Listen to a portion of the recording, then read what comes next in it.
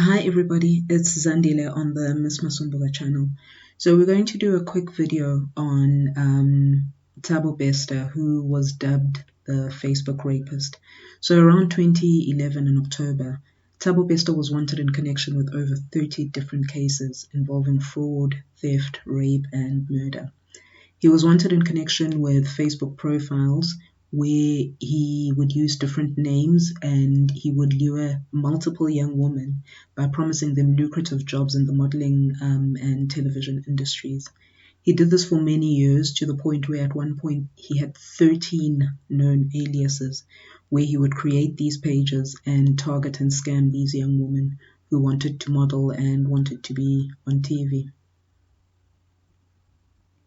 In one of my favorite Audacity stories, not because not because I make light of it, but I just can't believe this man's audacity. He once posed as an ANC representative who was planning a birthday party for Nelson Mandela. This was in 2011, and he said he needed 10 women who were going to do promotional work. These poor ladies came to Joburg, and he left them at a hotel in Sandton and told them to order drinks and food, and then he disappeared with absolutely everything. He also at one stage claimed to be a South African representative for a South African version of Tyra Banks's America's Next Top Model. I can't with this man. He's a sociopath. So in 2012, which is less of a story on Audacity, it had the final outcome that he murdered a Johannesburg model named Nomfundo Tyulu. Forgive the pronunciation if it's incorrect, but he murdered her at a bed and breakfast by stabbing her, and in the morning he told the staff that Nomfundo was sleeping and she didn't want to be disturbed. He was caught, and finally in 2012 he was sentenced to life in prison in the Western Cape High Court for the murder of Nomfundo, may she rest in peace, and for many other crimes including rape, robbery and fraud. So in 2022, in May, the Department of Correctional Services reported that Thabo Bester had been found dead in his cell at Mangaung private prison in Pretoria after a fire had broken out. They suspected that it had been a possible suicide. And then in March, someone said that they had seen someone who looked exactly like Thabo Bester in Sandton shopping with Dr. Nandipa Makutumela, who is apparently a famous doctor. I personally have no knowledge of her, but apparently people do know her. Now, these two criminals are in the wind, obvious sociopaths. They're in the wind, they can't be found, but around them it's a movie. It's a whole movie about just hyper corruption. So one of my most interesting breakdowns about this whole thing, because as much as what happened interests me, for me the greater concern and what we should be focused on, besides obviously finding these two people and making sure that they are never able to take advantage of people again, because one thing I know about serial rapists is that they don't stop being serial rapists. But we need to know how this happened. And Gayton Mackenzie did a brilliant thread that was sent to me regarding how it could have actually been done. And the most interesting part of the tweet for me is that he mentions that the cover-up couldn't have happened without three parties: politicians, prison officials, and police. Now, why this is interesting to me is the fact that Mangaung prison is it's one of two private prisons in South Africa. The first one is Kutama Sintumele Correctional Services, which is run by an American company, and Mangaung Correctional Center, which is run by a British company. Now, it's very interesting because none of these are run by South Africans. Yes, they hire South Africans, but they are run by American companies and British companies, which means that they are not of ours.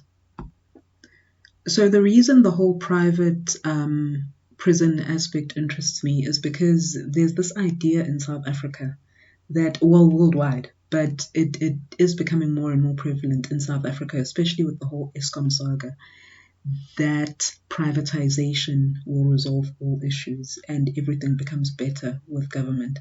But here you have a case where a privatized prison has been working in cahoots with government officials to release a very dangerous prisoner based on the fact that this man was running a multi-million rand scam and probably had friends in high places from the prison, which means that these entities are all working together using the resources of South Africans, because private prisons are paid for by South African citizens through our contributions to the systemic and economic control of the country. Ruth Hopkins wrote a book called The Misery Merchants: Life and Death in a Private South African Prison, which tells the story of Mangaung Prison. In this, she exposes Mangaung Prison, a privatized prison which was run by G4S.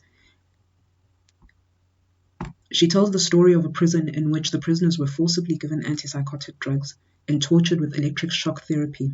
And it also details the flow of money in and out of the prison, links with MPs, and the shocking governance of the prison by G4S. In October 2013, following G4S's attempt to replace 331 dismissed guards at the prison, Nontsikelelo Jolingana, acting DCS National Commissioner, wrote in a press statement that there was a worrying deterioration of safety and security at the center. She basically said the contractor had lost control of the facility and that they continued to use uncertified staff to perform custodial duties. Almost a month later, Minister of Correctional Services Sbu Ndebele told Parliament that the privatization of prisons had failed. He explained that government entered into public-private partnership to construct, maintain and manage the Mangaung facility in 2000, and that this partnership experiment seemed to be showing that the desired results were not being realized. A series of investigations then took place, and to date, the report of the outcomes of those investigations actually hasn't been released to Parliament, despite them being given several deadlines. Now, reports are that the government pays a combined 1 billion rands a year to the service providers to maintain these private prisons. And shortly after the whole story blew up, G4S was basically stopped from controlling the Mangaung prison, and they were ordered to appear in front of Parliament, and because this country is a movie, they just didn't. And they sent their lawyers letter saying that they were not ready to appear in front of Parliament. Now, please can remember that Parliament is supposed to be running the country. It also subsequently came out that at least 3 of the correctional services officials who had negotiated the multi-billion rand contracts for the 2 private prisons in South Africa that were managed by American and British companies had left the department to join those companies after the deals were signed and sealed. So this is my question with this whole thing, and this is why I wanted to focus in on the public-private partnership. There's this amazement that people have with privatization, where they seem to think that everything will run smoothly once privatization occurs. And this is life, so some things can be true, and sometimes things can just not be true. So I'm not exactly saying that there is no proof that privatization can help and that private companies can run well. I don't personally believe that multinational corporations run well, but it's fine. There's a case to be made, purely based on the fact that we know what happens in government departments because we have no choice but to know, because they are public entities, whereas companies can hide a lot of information. But here's my question with regards to privatization within South Africa. This has happened and there are only 2 private prisons. 2. And they've been unable to stop corruption in at least one of them. Gross mainstream corruption in at least one of them. So what exactly do we think happens the more privatization occurs? How much control do we think the government would have if they can't hold one company, G4S, accountable for one prison with 3,000 people? What are the chances that privatization of entire sectors where these people run our lives, what are the chances, first of all, that Eskom, the likes of Eskom, would end up in black hands, in African black hands? And secondly, whether it does or not, who would they be accountable to? If the government, MPs, and private companies can come together to help people simply because they have money in order to evade justice. Let's forget the whole fact of the lack of protection for victims within this country, because this man has real living victims whom he traumatized. Let's forget what that says about how South Africa takes the protection of its citizens, in this case specifically women. And let's ask ourselves, if we aren't in control of the money in this country and of the entities in this country, what makes us think they'll work in our best interests?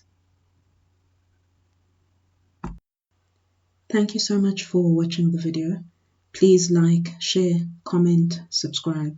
Let me know what you think about this whole saga. It's a movie. Just a few things. I will be trying to do more of these on a more frequent basis so that I do get some momentum going. So expect a few more and let me know what you think about them. Secondly, I am well aware of the fact that they've been caught and South Africa is trying to bring them back from Tanzania. I just didn't want to keep holding off because the story is crazy and I knew that it would keep changing. So I just omitted that part because it didn't necessarily have anything to do with the point in this video. And then thirdly, I know that I've simplified privatization, and I know that we do have other examples. I will do a video on that at another time.